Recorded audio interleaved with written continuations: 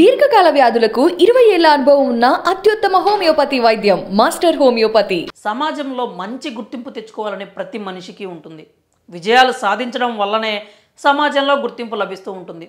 అయితే ఆ విజయం అనేది అంత ఈజీగా రాదు అనే విషయం అందరికీ తెలిసిందే. తాము అనుకున్న లక్ష్యాన్ని సాధించేందుకు ఎంతోమంది ప్రయత్నం చేస్తుంటారు. కొందరు మధ్యలోనే విరమించగా మరికొందరు మాత్రం పట్టు వదలని విక్రమార్కుడిలాగా ప్రయత్నించి విజయం సాధిస్తారు. అలా అద్భుత విజయం అందుకుని చరిత్రలో నిలిచిన వారు ఎందరో ఉన్నారు. అలాంటి వారి జాబితాల్లో ఓ రైతు బిడ్డ కూడా చేరాడు.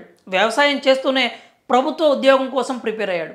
కష్టపడి ఎన్నో అవరోధాలను ఎదుర్కొంటూ 24వ ప్రయత్నంలో విజయం సాధించాడు. మహారాష్ట్ర నాందేడ్ జిల్లా మాతల గ్రామానికి చెందిన యువకుడు సాగర్ షిండే కుటుంబంతో కలిసి నివాసం ఉండేవాడు.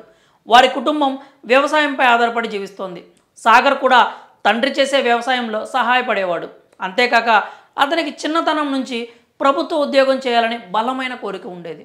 అందుకోసం నిత్యం సాగర్ షిండే కృషి చేస్తుండేవాడు. అలా సాగర్ ఉద్యోగ నియామక పరీక్షలకు హాజరై విఫలమయ్యాడు. అయినా అతను నిరాశ చెందలేదు. 1-2 సార్లు కాదు, ఏకంగా 23 సార్లు పరీక్షలు రాసినా సాగర్కి విజయం దక్కలేదు.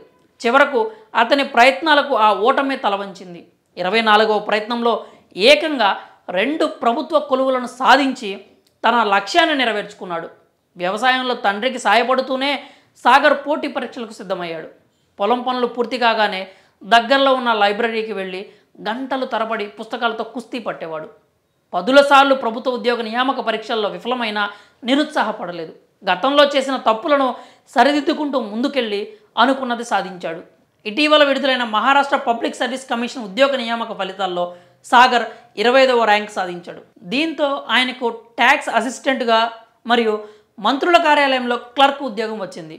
మరి పోటీ పరీక్షల్లో సత్తా చాటి ఒకేసారి 2 ఉద్యోగాలను సాధించిన రైతు బిడ్డపై మీ అభిప్రాయాలను కామెంట్స్ రూపంలో తెలియజేయండి.